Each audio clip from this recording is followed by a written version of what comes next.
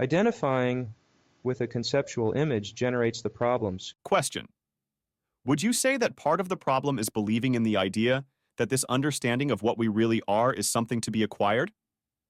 Yes, exactly. I think you are saying that what we really are is something that is already clear and already understood. To seek understanding or clarity is creating a problem where there isn't one. Again, yes. But now you see this. Not recognizing this was the problem. In the first conversation we ever had, you asked me if I was a seeker. I was not sure what you meant then, but I think I understand now. With a bit of embarrassment, I admit, I am a seeker. So you think. Rather than taking on board this identification, it is better to drop all the labeling and see what you are. Then you can decide, based on what you find, if you are rightly to be called a seeker. Maybe you will find that you are the non-dual reality. One never knows without having a look. It is obvious to me now that I identify with this idea of being a seeker so much that questioning it feels like questioning my very existence. It is a little scary. Yes, we have become used to being identified with a conceptual image. At some point we realize this generates the problems and suffering. Then we become interested to question the truth of the self-limiting concepts.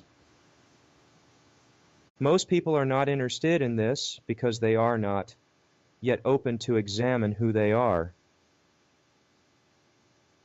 Even spiritual seekers are generally more comfortable with keeping their enlightened gurus and tales of awakening rather than looking to see who they are. In fact, most run at top speed from this message. Part of me romanticizes the idea, and the other part knows that this idea is probably the root of all suffering. It is not the idea that I am a seeker that is the root of it. It is the idea that I am an I, separate I, at all. The seeker notion is just one among many labels that have been added to the core concept.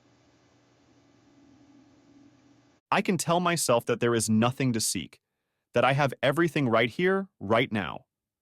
But this just becomes another idea, and the whole cycle starts up again, and the seeking continues on, but with a different mask. Exactly. It is great to see this. Still, the question, the final question, remains. As Nisargadatta Maharaj once said in his down-to-earth manner, who the hell are you anyway? Dispensing with concepts is an important aspect of this, but it is not the core issue. You are. It is about being clear on this. All of the other points flow from this. Awareness is the abiding reality of things. Are you saying that the contents of awareness are the manifestation of awareness? Or are they mutually dependent upon each other? You succinctly point out their different characteristics, but I am still struggling with the unity of all. I see the unity in the point that all things are known through awareness. Is that the unity?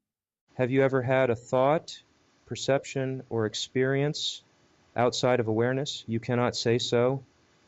So on direct evidence, you do not experience things as apart from awareness. And however, awareness remains regardless of appearances. That is why there is not a one-to-one correspondence. Awareness is the abiding reality of things.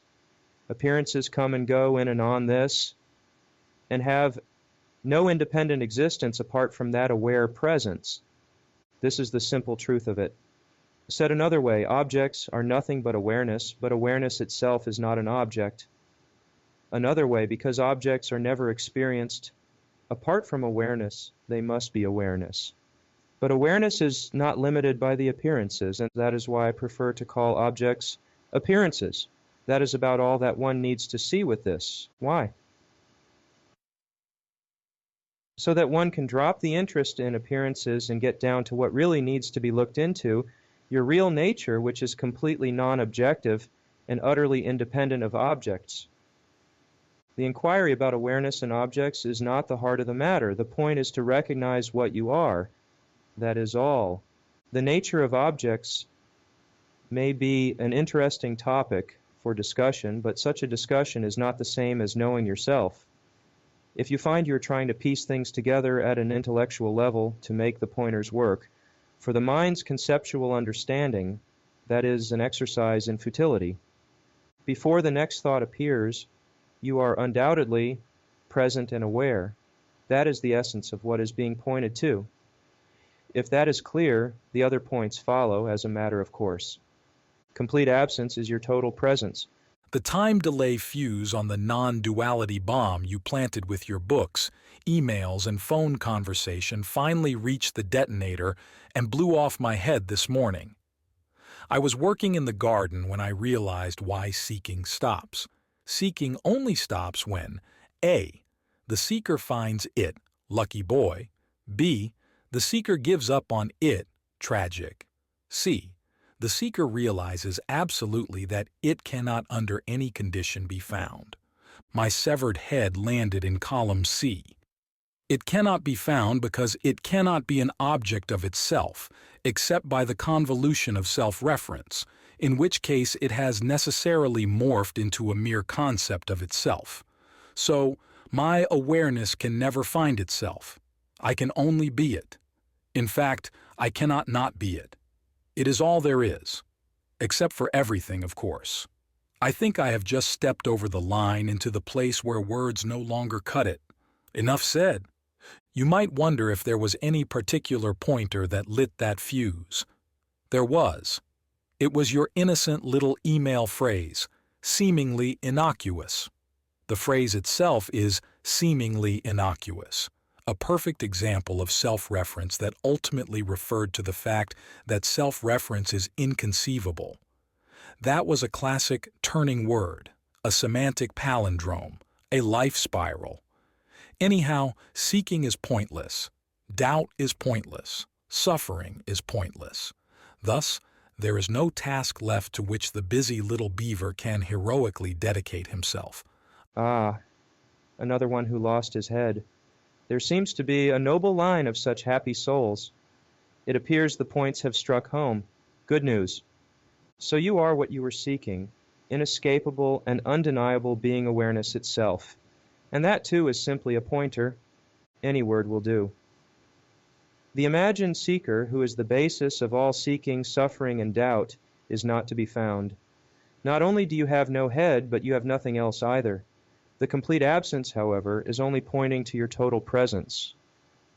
All that appears is only an appearance of this, your innate nature. In this recognition, all is resolved. All limiting concepts make a tacit reference to the entity to whom they apply. But no such entity is present. This is the insight that severs the Gordian knot of doubt and leaves you present as the magnificent clarity that cannot be denied. Such a denial would only shine by virtue of that presence, your own natural state.